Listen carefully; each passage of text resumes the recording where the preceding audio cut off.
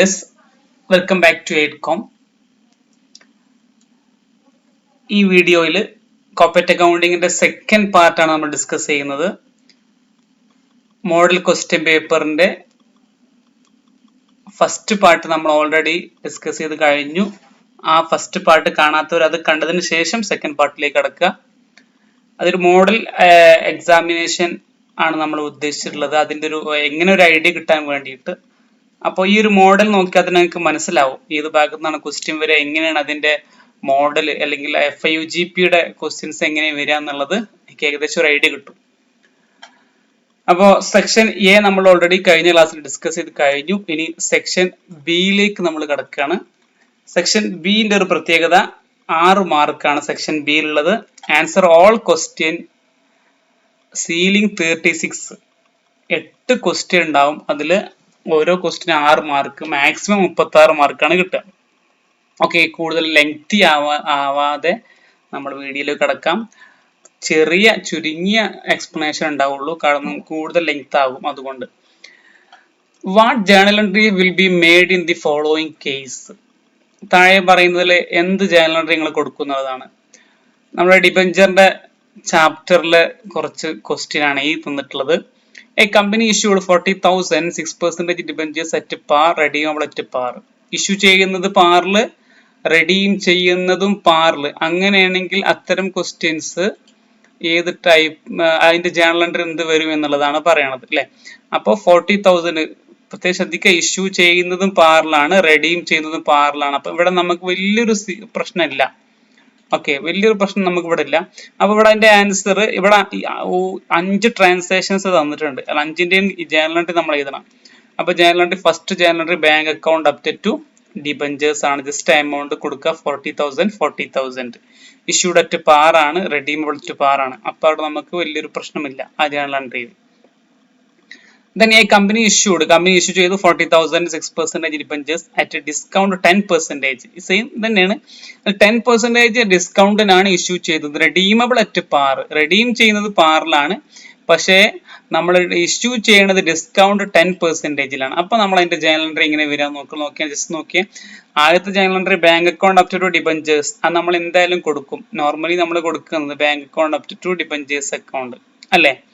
Bank account up to debentures, bank account up to debentures എന്ന ഈ journal എൻട്രിനെ ഇവിടെയും കൊടുത്തു. പിന്നെ അതിന് നമ്മൾ ആഡ് ചെയ്യലാണ്. ഈ ജേർണൽ എൻട്രി എല്ലാ ട്രാൻസാക്ഷനിലും വരും. ഇനി നമ്മൾ അതിന് ഡിസ്കൗണ്ട് ഉണ്ടാകുമ്പോൾ ഡിസ്കൗണ്ട് ആഡ് ചെയ്യും, പ്രീമിയം ഉണ്ടാകുമ്പോൾ പ്രീമിയം അങ്ങനെ ആഡ് ചെയ്തുകൊണ്ടിരിക്കും. ഓക്കെ, അപ്പൊ ഇതിൽ ഡിസ്കൗണ്ട് ഉണ്ട്. അതുകൊണ്ട് discount on issue of debentures 10% ആ പറഞ്ഞിട്ടുള്ളത്. അപ്പൊ 40,000 10% 4,000. അപ്പൊ 4,000 ഡിസ്കൗണ്ടും 36,000 നമുക്ക് ബാങ്കിലും കാണിക്കാം. രണ്ടും കൂടെ കൂട്ടുമ്പോൾ ടോട്ടൽ 40,000. അപ്പൊ ആദ്യം ഡിബഞ്ചേഴ്സിന്റെ എമൗണ്ട് എപ്പോഴും കൊടുക്കുക, ഫേസ് വാല്യൂ 40,000 കൊടുത്താൽ മതി, എന്നാൽ പ്രശ്നമില്ല. ഓക്കെ, എന്നിട്ട് ഡിസ്കൗണ്ട് കൊടുക്കും. അപ്പൊ 40,000 4,000 പോയി കഴിഞ്ഞാൽ ബാക്കി വരുന്നത് 36,000 ബാങ്കിലും കൊടുക്കും. Then മൂന്നാമത്തെ C, a company issued at 40,000 6% debentures at premium 5% പ്രീമിയത്തിലാണ് ഇഷ്യൂ ചെയ്യണത്. റെഡീം ചെയ്യുന്നത് പാറിലാണ്, അത് പ്രശ്നമില്ല. റെഡീമുകളൊക്കെ പാറിലാണ് പറഞ്ഞിട്ടുള്ളത്. പ്രീമിയത്തിലാണ് ഇവിടെ നമ്മൾ ഇഷ്യൂ ചെയ്യുന്നത്. അപ്പോൾ ഈ മൂന്നാമത്തെ നോക്കിയാൽ ബാങ്ക് അക്കൗണ്ട് അപ് ടു, ഞാൻ നേരത്തെ പറഞ്ഞ പോലെ bank account up to debentures അല്ലെ, അത് പ്രശ്നമില്ല. ഡിബഞ്ചേഴ്സ് അത് ഓൾറെഡി ഉള്ളതാണ്. ഇനി പുറമെ എന്താണ്, securities premium reserve account, securities പ്രീമിയത്തിലാണ് ഇഷ്യൂ ചെയ്യുന്നത്. അതുകൊണ്ട് സെക്യൂരിറ്റീസ് പ്രീമിയം എന്ന് കൊടുക്കുന്നു.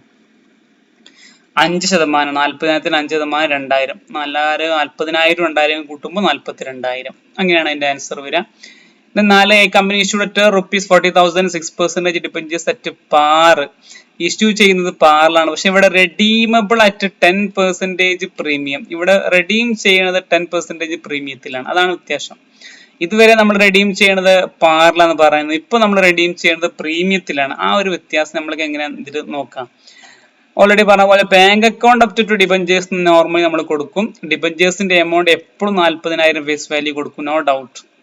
ഓക്കെ, ദെൻ നമ്മൾ പിന്നെ പ്രീമിയത്തിലാണ് ഡിബഞ്ചർ, പ്രീമിയത്തിലാണ് റെഡീം ചെയ്യുന്നത്. അതുകൊണ്ട് പ്രീമിയം ഓൺ റിഡംഷൻ, കണ്ടോ, അങ്ങനെയാണ് ജേർണൽ എൻട്രി കൊടുത്തിട്ടുള്ളത്, പ്രീമിയം ഓൺ റിഡംഷൻ. അപ്പോൾ 10% ആണ് 40,000. ഓക്കെ അല്ലേ. ദെൻ ബാങ്ക് അക്കൗണ്ടിൽ 40,000. അപ്പൊ 44,000 ഈ 44,000 40,000 പോയി കഴിഞ്ഞാൽ ബാക്കിയുള്ളത് ലോസ് ആക്കി നമ്മൾ എഴുതുക. 4000 loss on issue of debentures. അത് ലോസ് ആയിട്ട് പരിഗണിക്കുക. കാരണം നമ്മൾ ഇഷ്യൂ ചെയ്തപ്പോൾ പാറിന് തിരിച്ചു കൊടുക്കുമ്പോൾ നമ്മൾ പ്രീമിയത്തിലാണ് കൊടുക്കുന്നത്. അതാണ് വിഷയം. അപ്പൊ 100 രൂപയുടെ സാധനം നമ്മൾ കൊടുത്തപ്പോൾ 100 രൂപ കൊടുത്തു, അത് തിരിച്ച് എമൗണ്ട് കൊടുക്കുമ്പോൾ 110 രൂപ കൊടുത്തു. അപ്പൊ നഷ്ടല്ലേ? ആ ഒരു നഷ്ടമാണ് നമ്മൾ അവിടെ കാണിച്ചിട്ടുള്ളത്. പിന്നെ അങ്ങോട്ട് വന്നു കഴിഞ്ഞാൽ നെക്സ്റ്റ് ലാസ്റ്റ് ഈ കമ്പനി ഇഷ്യൂഡ് ഒരു 40,000 6% ഡിബഞ്ചേഴ്സ് അറ്റ് ഡിസ്കൗണ്ട് ഓഫ് 5% ഡിസ്കൗണ്ടിലാണ് ഇഷ്യൂ ചെയ്യണത്. 5% പ്രീമിയത്തിലാണ് റെഡീം ചെയ്യണത്. ഓക്കെ, അത് മനസ്സിലാക്കി. രണ്ടിലും പ്രശ്നമുണ്ട് അല്ലെ? ഡിസ്കൗണ്ട് ഉണ്ട്, പ്രീമിയം ഉണ്ട് ഇവിടെ.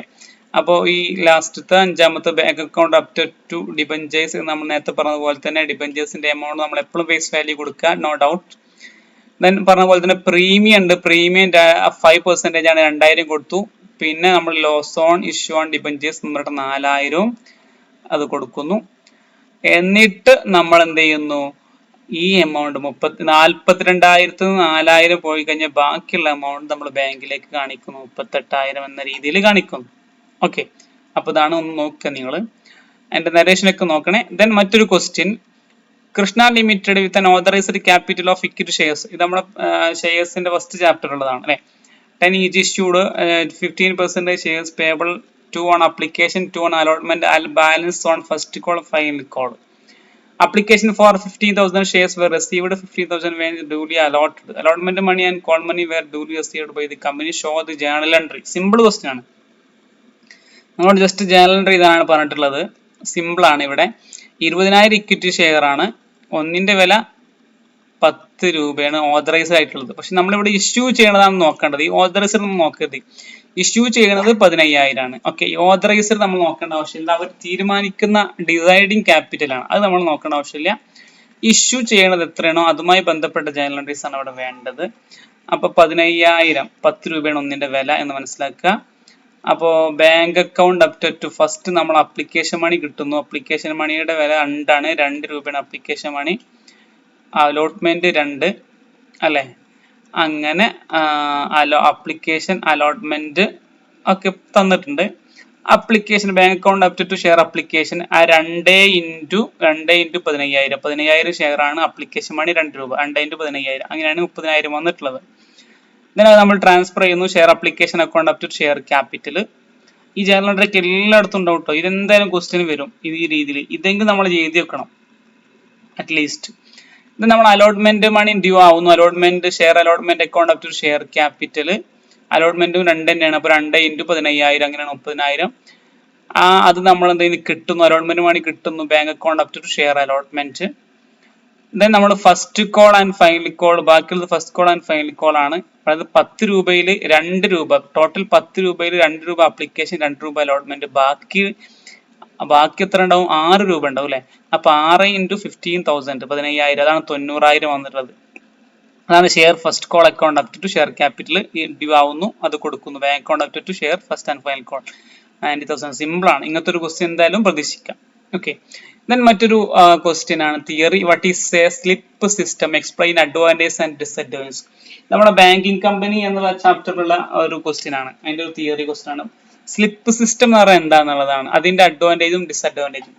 Under this system, posting in the ledger is made directly from slip എന്നാണ്, and not from journal and cash. This is an ordinary case.